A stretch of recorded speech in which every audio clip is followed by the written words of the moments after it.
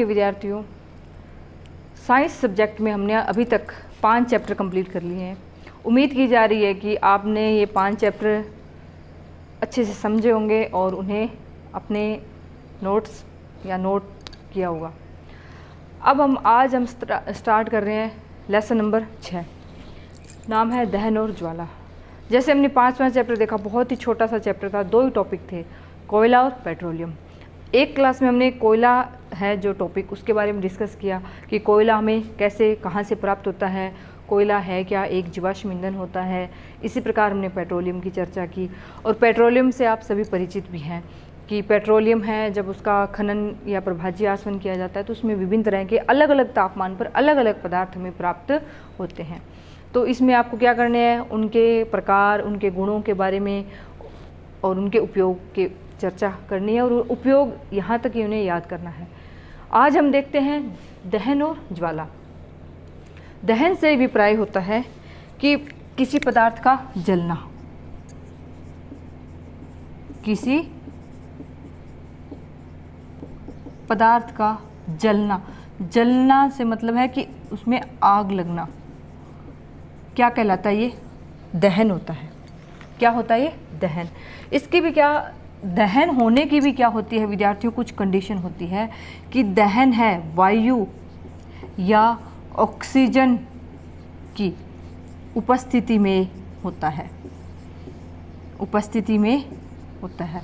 यदि ऑक्सीजन की उपस्थिति नहीं है तो वहाँ पर आग नहीं लग सकती और वहाँ कोई भी पदार्थ है वो नहीं जलता है। जैसे एग्जाम्पल देखिए, आपने देखा होगा कि कहीं मंदिर या घरों में जब पूजा पाठ हवन चल रहा होता है, पूजा पाठ की बात करें, उस समय अगर एक दीपक किया जा रहा है और हम चाहते हैं कि वहाँ बहुत सी हवा की व्यवस्था की जाए और वो दीपक भी जलता रहना चाहिए, तो ऐसी व्यवस्था के लिए कभी आपने देखा होगा कि वहाँ एक कांच का लैंप उस दीपक के आसपास यानी उसको कवर किए हुए रहता है, और आप देखते हैं कि बहुत कितनी भी हवा हो, उस लैंप के कारण कभी भी वो दीपक की जो ज्वाला है वो नहीं बुझती है। कभी नोट किया होगा, नहीं किया तो आप ये कर सकते हैं। तो उसमें क्या होता है विद्यार्थियों की, जब दीपक है वो जलाया हुआ है और उस पर जब आपने कांच का लैंप रखा है तो वो लैंप क्या है, ऊपर से खुला है। जब तक लैंप ऊपर से खुला है, वायु उस दीपक तक पहुंच रही है, या ऑक्सीजन हम कहें उस दीपक तक पहुंच रही है, इसीलिए वह लगातार लंबे समय तक जलता रहता है जब तक कि उसमें घी या तेल उपलब्ध है। लेकिन यदि हम उस लैंप की जगह ये सोचें कि हमें इस दीपक को जलाना है और कांच का ही लैंप होता है, कांच का ही क्या होता है, गिलास, और हम उल्टा करके अगर गिलास उसके ऊपर रख दें तो तुरंत क्या होगा, दीपक है वो बुझ जाता है। ये प्रैक्टिकल आप मोमबत्ती जलाकर भी कर सकते हैं कि आपने एक मोमबत्ती जलाई, ये मोमबत्ती जल रही है, आप एक कांच का गिलास लीजिए और मोमबत्ती के ऊपर उल्टा रख दीजिए। जैसे ही आप गिलास रखते हैं और वो मोमबत्ती को पूरी तरह से कवर करता है, यानी नीचे की सरफेस पर जैसे ही गिलास टच होगा मोमबत्ती बुझ जाती है। क्यों बुझ जाती है, कोई वहाँ जादू या मिरेकल कुछ नहीं हुआ। क्या होता है विद्यार्थियों, आप साइंस पढ़ रहे हैं तो उसमें आप ये समझिए कि वहाँ ऑक्सीजन की उपस्थिति क्या हो गई है, 0। जैसे ही जलती हुई मोमबत्ती के ऊपर आपने गिलास रखा, वहाँ पर ऑक्सीजन की उपस्थिति क्या हो गई है, 0, यानी ऑक्सीजन वहाँ पर उपस्थित नहीं है, इसीलिए वहाँ वो जलती हुई मोमबत्ती है वो बुझ जाती है। या हम ये कह सकते हैं कि जैसे हमने कांच का गिलास रखा, मोमबत्ती का और बाहरी वायु का आपस में संपर्क टूट गया और मोमबत्ती बुझ जाती है। तो आप ये बात याद रखिए कि आग लगने के लिए या किसी पदार्थ को जलने के लिए सबसे पहली कंडीशन क्या है, उसमें वातावरण से ऑक्सीजन या वायु की उपस्थिति अनिवार्य है।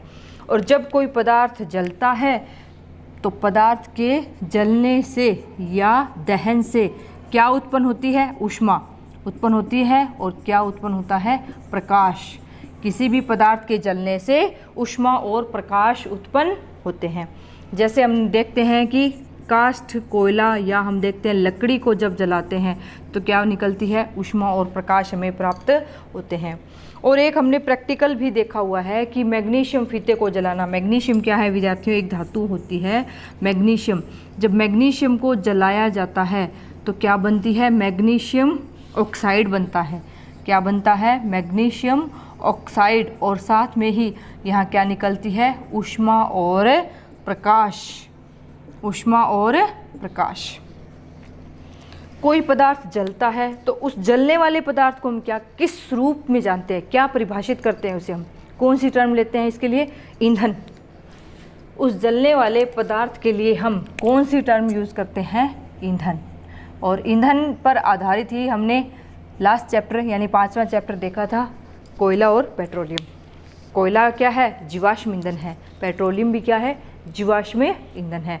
और ये ऐसे स्रोत हैं, ईंधन के ऐसे स्रोत हैं कि जिनका यदि विवेकपूर्ण तरीके से और सावधानीपूर्वक यदि उपयोग नहीं किया गया तो ये निकट भविष्य में ये संसाधन मनुष्य के लिए समाप्त हो जाएंगे।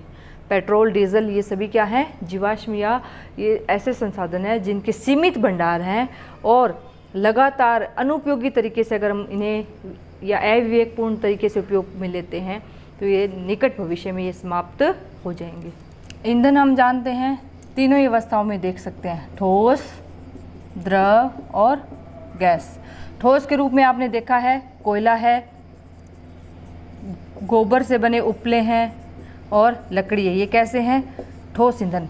द्रव की बात करें तो द्रव में हम क्या देखते हैं, पेट्रोल और डीजल। गैस में क्या होती है हमारे पास, एलपीजी, जो घरों में आप सिलेंडर देखते हैं गैस, और तीसरा क्या होता है, सीएनजी।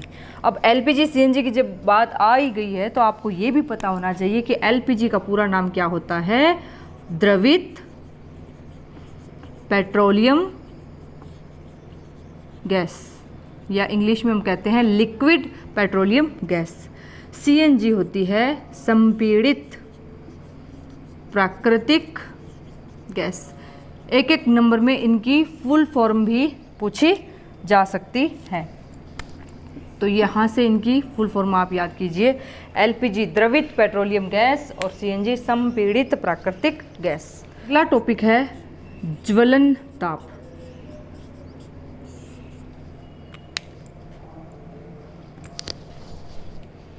किसी भी पदार्थ का ऐसा न्यूनतम ताप है कि उतना ताप यदि उस पदार्थ को मिल जाए तो वो पदार्थ जलने लगता है।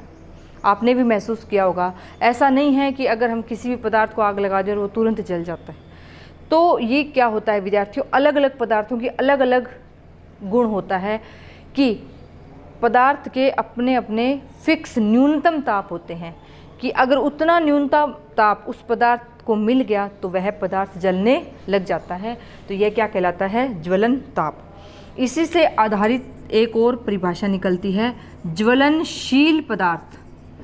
तो ज्वलनशील पदार्थ में क्या होता है कि ऐसे पदार्थ होते हैं जिनका ज्वलन ताप इतना कम होता है कि वो बहुत ही तेज़ी से आग पकड़ लेते हैं या जलने लग जाते हैं। जैसे हमने देखा पेट्रोल और डीजल, और हम देखते हैं एलपीजी, इन सब का इतना ज्वलन ताप इतना कम है कि ये बहुत ही जल्दी आग पकड़ लेते हैं। इसी के बाद हम ये देखते हैं प्रकार, यदि हम देखें तो एक तो हमारे पास होता है तीव्र दहन, एक हमारे पास होता है स्वतः दहन और एक होता है विस्फोटक। तीव्र दहन से अभिप्राय है कि कुछ पदार्थ होते हैं वो बहुत ही तेज़ी से जलते हैं। जैसे हम एलपीजी गैस की बात करें तो बहुत ही तेज़ी से जलते हैं, तो यानी इनके जो जब एलपीजी से संबंधित कहीं आग लग जाती है तो वो आग बहुत तेज़ी से सभी जगह फैल जाती है। तो ये क्या कहलाता है, तीव्र दहन।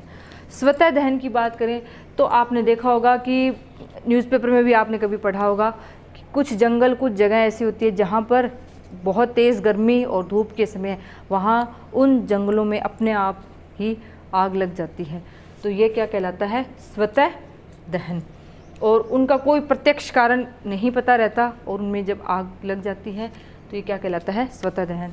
विस्फोटक की बात करें तो हम देखते हैं दिवाली के समय आप आतिशबाजी, पटाखे ये सभी यूज़ करते हैं, इनको बहुत खुशी से उल्लास से आप इन्हें चलाते हैं। लेकिन ये आतिशबाजी और इनके कारण क्या है, प्रकाश ऊष्मा उत्पन्न होती है और बहुत सी अभिक्रियाएँ भी वातावरण में चलती रहती है। और कभी कभी ऐसे हादसे भी हो जाते हैं जो बहुत ही क्या होते हैं, विस्फोटक होते हैं। और जैसे हम देखेंगे पटाखों की फैक्ट्री में यदि आग लग जाती है तो बहुत बड़ा विस्फोट होता है और आसपास की जनसंख्या और रहने वाले लोगों को भी बहुत नुकसान होता है। तो ये इस प्रकार दहन के 3 प्रकार। अब जब हम आग या दहन की बात कर ही रहे हैं तो जब अगर आग लग जाए तो हम उसे कैसे कंट्रोल कर सकते हैं, तो वो क्या कहलाता है, अग्निशामक। आग बुझाना क्या कहलाता है, अग्निशामक। तो सबसे पहले अग्निशामक का सबसे अच्छा उदाहरण तो हम क्या देखते हैं, जल, पानी के द्वारा हम आग बुझा सकते हैं। जैसे कि यदि कागज़ या लकड़ी से संबंधित आग लगी है तो हम पानी से बुझा सकते हैं। लेकिन यदि इलेक्ट्रिसिटी, वायर, तारों में अगर आग लगी है, एलपीजी सिलेंडर विस्फोट के कारण यदि बहुत बड़ी आग घर में लगी है तो उसे बुझाने के लिए हम क्या यूज़ करते हैं, कार्बन डाइऑक्साइड। तो अग्निशामक के यदि आपसे 2 उदाहरण पूछे जाएं तो आप क्या बताएंगे, जल और कार्बन डाइऑक्साइड। और कार्बन डाइऑक्साइड ये मिलती कैसे है, ये विद्यार्थियों बेकिंग सोडा होता है, एक होता है हमारे पास बेकिंग सोडा NaHCO3।